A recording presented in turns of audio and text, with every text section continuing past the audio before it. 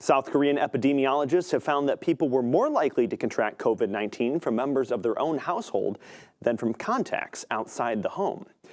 A study published by the CDC on July 16th looked in detail at 5,000 people who had tested positive for the virus and more than 59,000 people who came into contact with them.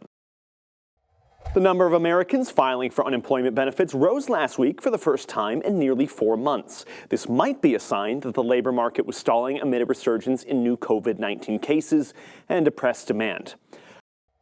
California has overtaken New York, the original epicenter of the U.S. outbreak of the coronavirus, as the worst-hit state for cases.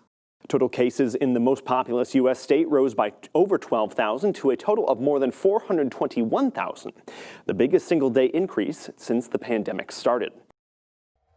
According to rangers, the economic impact of COVID-19 has caused a spike in poaching, threatening the habitat of more than half the world's mountain gorillas, just as rangers are forced to reduce their presence to shield from the virus.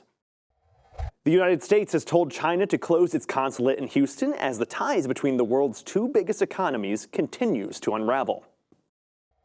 Republicans and Democrats in Congress aim to pass a fourth coronavirus aid package before the end of the month, but they'll have to overcome some pretty significant differences.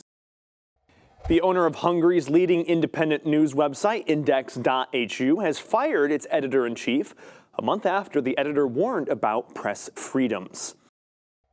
Face masks should be worn even if you're at home with people you do not live with, an official with the Madrid region said on Thursday, even though he conceded there was no actual way to enforce such a recommendation. Spain already has Europe's strictest rules on masks. In most of the country, they must be worn in public regardless of safe distances.